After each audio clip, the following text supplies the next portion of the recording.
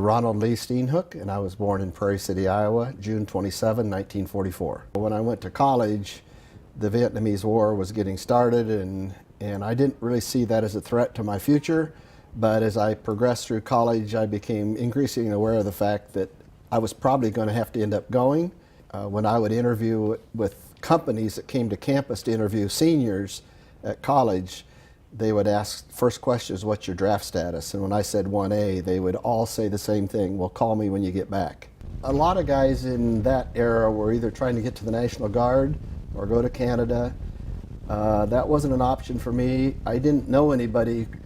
If you knew a senator or some big shot, you could maybe get a letter referring you to the National Guard, but everybody had beat me to it. There were no guard positions available. Going to Canada was an option. You know, I did feel that I owed the country something, you know, like paying taxes, and they need you, so I'll serve. And I couldn't pick the war, you know, I could just pick the branch I went in. All the way through my senior year, virtually the whole year, I was exploring the Air Force. I graduated from Central College in Pella, so we would travel to Des Moines to visit recruiters, myself and 2 or 3 other seniors. And we would exclude either the Navy or the Army or the Marines, and for whatever reason I decided on the Air Force, partly because I thought it was going to avoid the infantry duty of the Army. So when I graduated, I was accepted into the flight training program as a pilot in the Air Force, and I also had a draft notice from my local draft board so that said, if you don't for some reason carry on with the Air Force as you're planning, then we want you to show up for your draft, for your induction. Everybody that graduates from flight school wants a fighter. They want to fly a jet fighter. And at that time it was an F-4 Phantom or an F-100. So if you elected an F-4, you were sent to school for an F-4, then you went to Vietnam for a year in the back seat of an F-4, then you came back and were checked out in the front seat, and then you might have to go back in the front seat flying an F-4. So that was a thing that people thought about, but it still didn't make any, it wasn't a big deterrent. A lot of people still opted for a fighter airplane first. Just about every airplane up on the board there was eventually headed to Vietnam. They would call it in the pipeline. You're either going to Tennessee for training, then Vietnam, or you're going to California for training, then Vietnam, Florida, and then Vietnam. But there were 2 airplane slots available to be a pilot on a C-118, which I didn't know what it was, but it was in the Panama Canal Zone for 3 years. And I said, that's for me. Our unit flew embassy support down to South America. So the various embassies around Central and South America would get supplies down to the Canal Zone, and then we would take them the rest of the way down to the embassy, whether it was in Santiago, Chile, Asuncion, Paraguay, Rio de Janeiro, wherever. So it was an exciting mission to be able to go all over South America, but when I first got started, it was very boring flying because a lot of it is just out over the ocean or just 6 hours straight and level, and you're just bored. But eventually, my 3 years got cut to 15 months because the Air Force came out with a program they called Palace Cobra. They gave the computer the job to identify all the Air Force pilots that had not been to Vietnam yet. And the logic was, we don't want to send somebody back twice when we have people that haven't been. So this computer sorted out all the pilots and found me hiding down there in the Canal Zone and said, aha, Ron is down in the Canal Zone, he hasn't been yet. So then Headquarters Air Force took all of those names and cut our tour short wherever we were to feed us into the system to go to Vietnam. So we have what you call a Form 90, which we referred to as a dream sheet. It's like, since you're going to Vietnam, put down your preferences so we can assign you to one of those.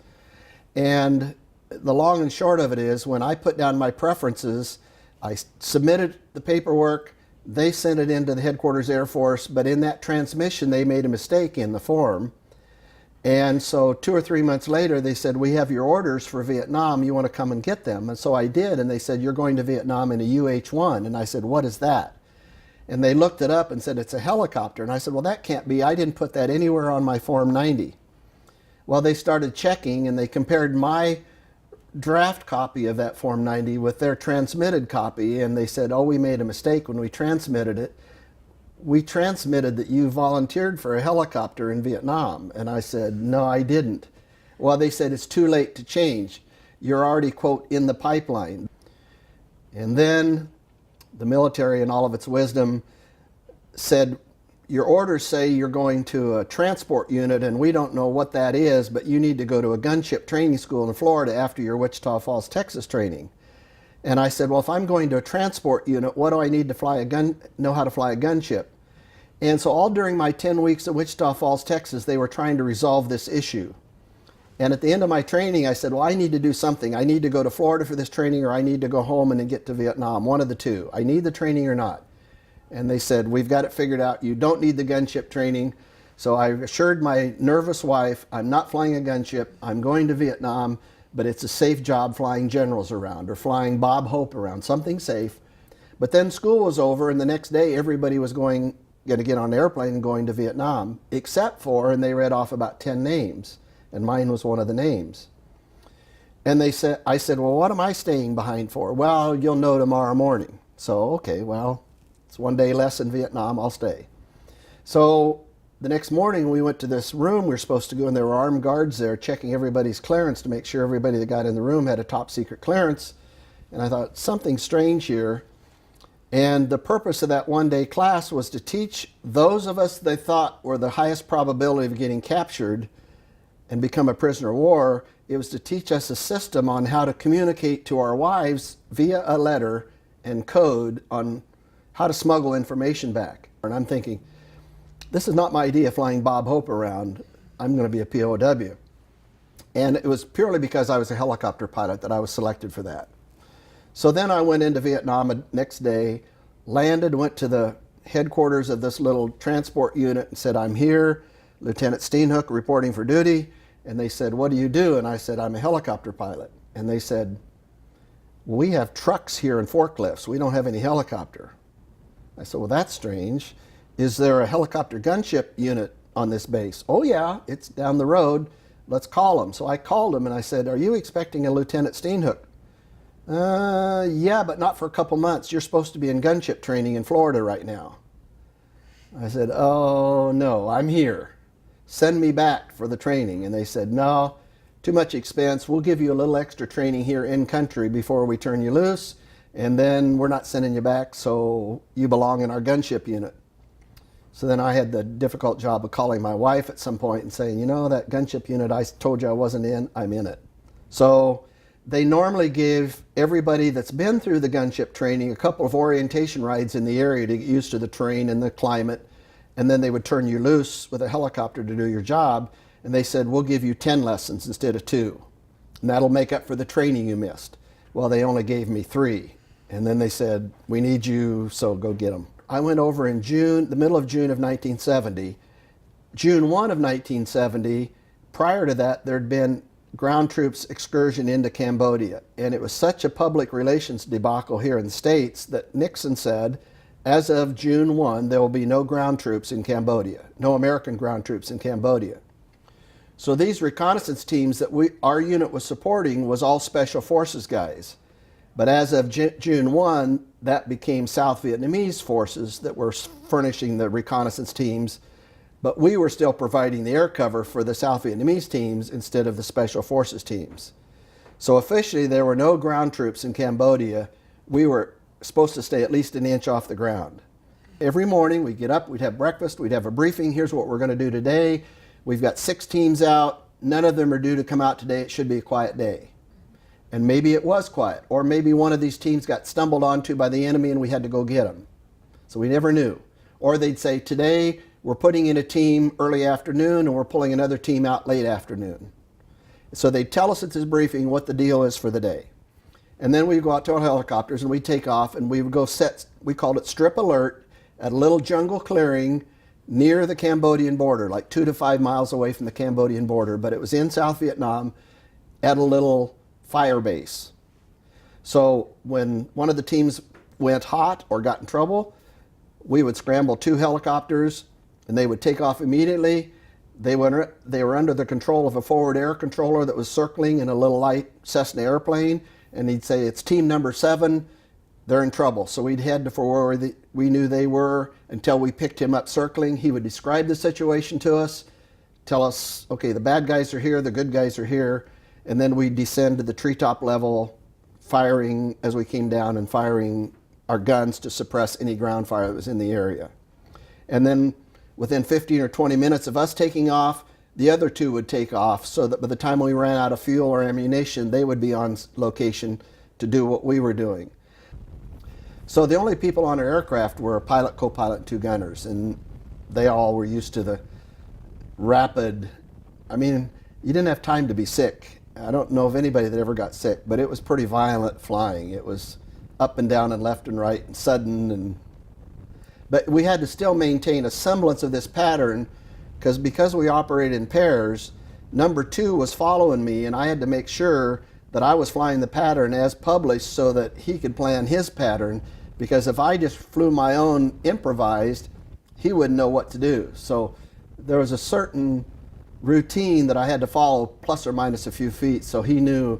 And the whole purpose of the pattern is so that when I crossed over the target, I could fire out the side, that side of the helicopter, at the bad guys, and when I got past them, I would execute a turn so that I could come back and do it again at the same time number two is coming by shooting. So he's shooting at them while I'm in my turn, and when I'm coming back, I'm ready to pick up when he goes into his turn. And then once we ascertained that they were neutralized, or they had run, or decided to hide, we would then call the other slick that was in the area to come and pick them up. And they would come and pick them up, and then we'd follow them out. It's usually in the morning when you're going out to the remote site, or in the evening when you come back and you think, ooh, that was close, or today could be the day. So you tended to be kind of fatalistic about your job, knowing it's not eat, drink, and get drunk because tomorrow we die type of mentality, but there is a certain amount of looseness and goofing off you do because you realize life is pretty cheap and it could be yours. So your values suffered because of the situation you were in, and life became quite cheap and you didn't trust anything. There were little kids walking out to soldiers asking to be picked up, and they had hand grenades taped under their armpits, so when the soldier bent low to pick up the kid, the hand grenade went off and blew up the kid and the soldier. Those were just routine happenings, and it became obvious to everybody around that life is cheap. And so you tend to almost become an animal if you let it. So the struggle is to maintain your sanity in spite of that situation. I'm not going to kill women and children unless my own life is really threatened. And that was my limit. I'm not shooting into women and children. I don't care whether I'm getting ground fire from them, I'm going to leave the area. But I understood people that didn't share that view. They've seen the darker side of what combat can be, and it wasn't pretty. I'm a fairly religious person, I guess. I believe that God created all people, and I come to realize these people had no more stake in the war than I did. They were being used. I was being used to accomplish the thing. They weren't guilty. They were forced to do it. They were innocent. For example, we did things like we would desire to have a practice area near an Air Force base, so we would drop leaflets in that area and saying, effective next Thursday, this is going to be a free fire area. Anybody found in this area could get hurt. So we just expected all the people that lived in that area to leave. And that makes sense if you use the Western mentality. If I knew that, I would say, well, I'll just go to Omaha for the week or whatever. I'll get out of here. But I come to realize from knowing the people and studying them a little bit that their ancestors were born there. Their very soul was tied to that property. They couldn't leave. But we came in with all of our wisdom and said, I'm sorry if you're there, you're fair game. And I found that a little bit hard to justify once I heard their culture is different than ours.